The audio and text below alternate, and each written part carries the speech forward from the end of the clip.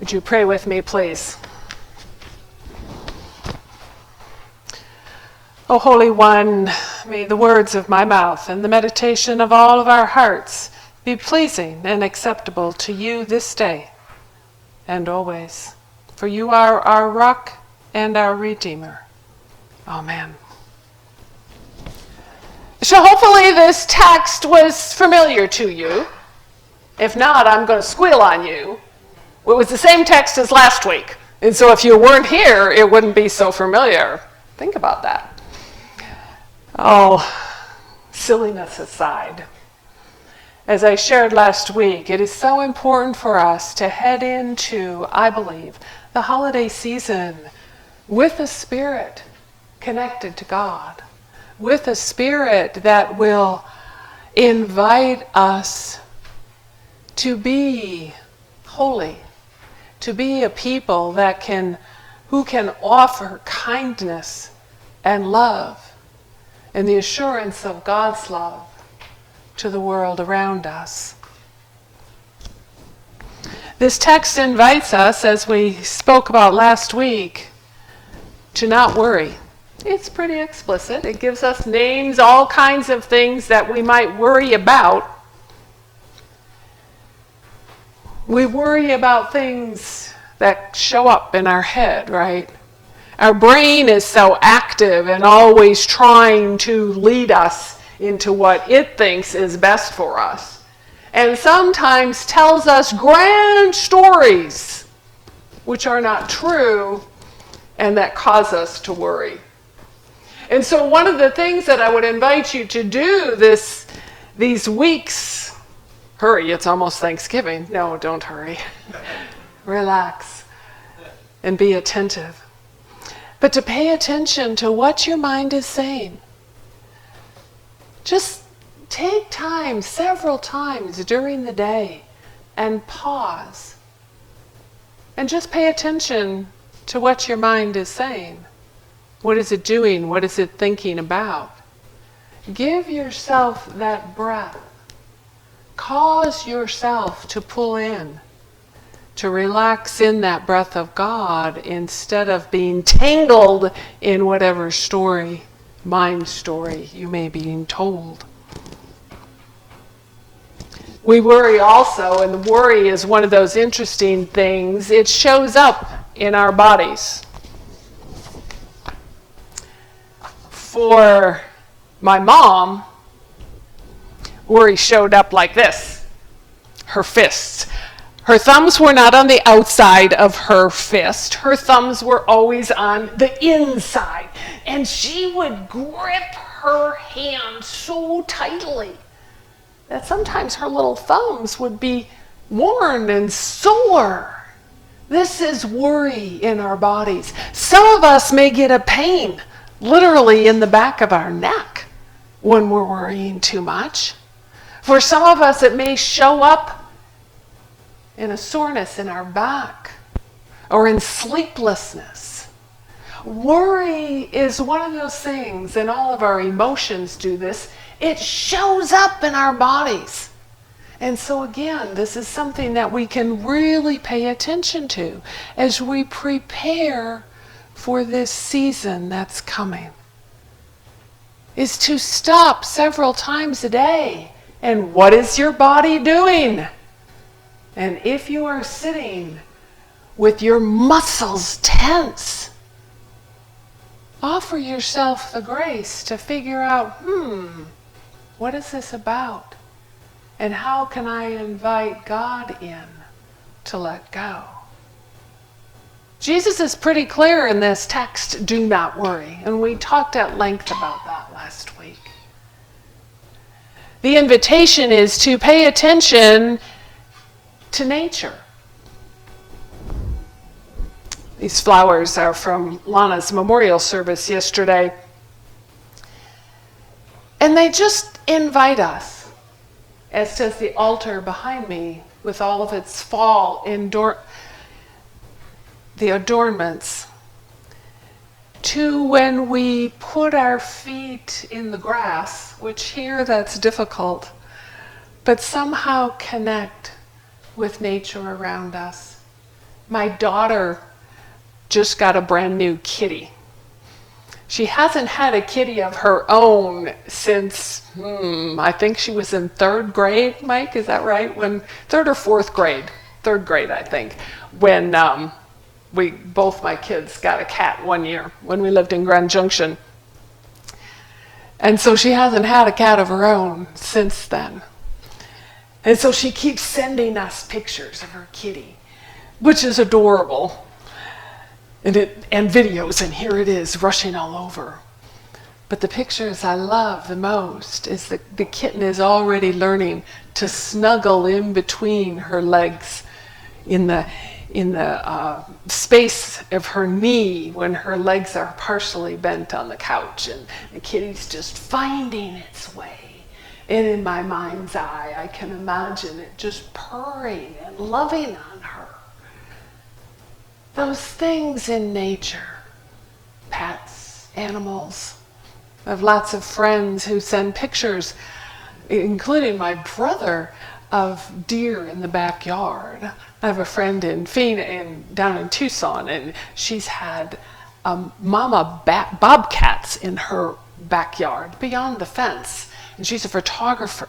And so earlier in the fall, she's been taking pictures of these baby bobcats with their mamas. And just looking at the picture makes my heart rate slow and invites me to pay attention to what is now. Because when we're caught up in the worry about what isn't yet or what we're anxious about, we lose a big sense of being present right now. And I think that's why this is so important for Jesus to have us understand that if we lose the present, we're not with God.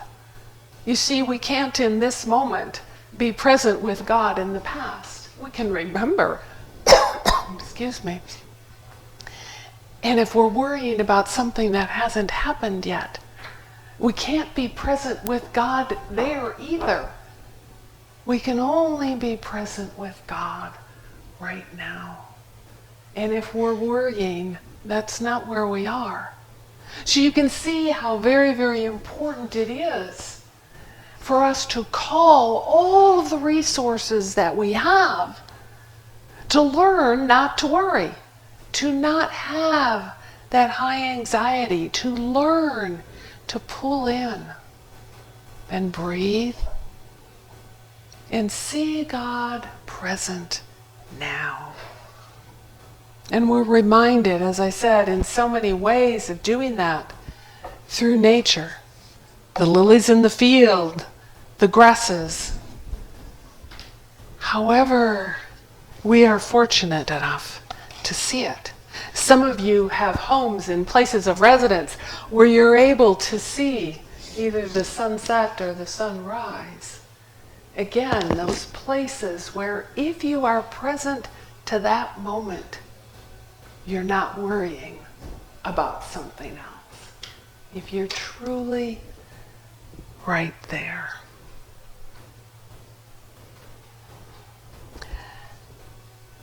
We're often tied up in this pulling us into, our world is so much pulling us into a future. And if you think about, and I keep talking as we gather at the beginning of worship about this autumn, this fall season, and part of that is I truly miss Wisconsin this time of year because it's so incredibly beautiful. But what fall invites us to do is get ready for winter.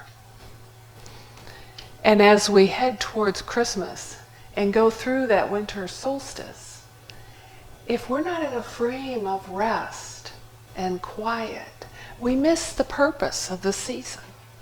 We miss what God is inviting us into in the cycles of life, where there is time, necessary time, to be quiet and take in and not have anxiety and worry about what's ahead.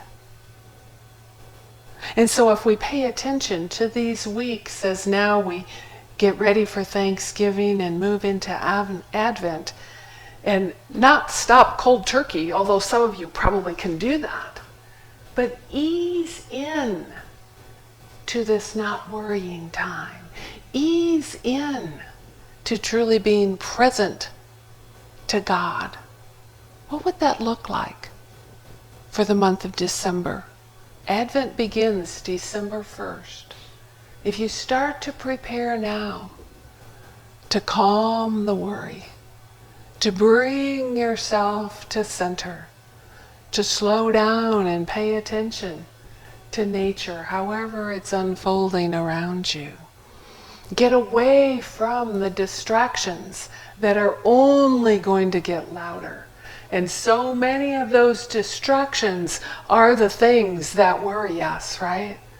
The things that we haven't done yet, the presents we haven't purchased, oh my gosh, the parties that we have to respond to and the cards that have to be written, and on and on and on, whatever that is for you in your life.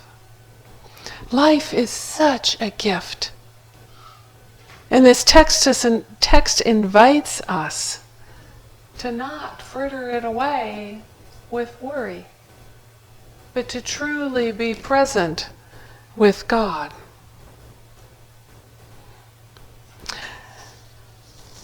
Lane Thomas writes this, which was just striking for me. Let me leave you with it. And every day, the world will drag you by the hand. Imagine this now. The world is dragging you by the hand. This is important, this is important, this is important. And here you go, off in those directions. Oh, here's another one. This is important. This is what you need to be worried about. Each day, it is up to you to yank your hand back and place it on your heart and say, no, this is what is important. So try this on. Exercise, homework for this week. Here's your hand. The world is after it. Come on, let me see your hands. We're going to play a little bit. Here it is. The world is coming. No, that's not what is important. This is what is important. Remember this. Your heartbeat is connected to God. Be with God. Let your worries go. And embrace the life that is offered to you in these days as we approach this time of year where the world, yes, wants to yank us and pull us. No, this is what is important. Don't worry. Be here, and all will be well. Amen.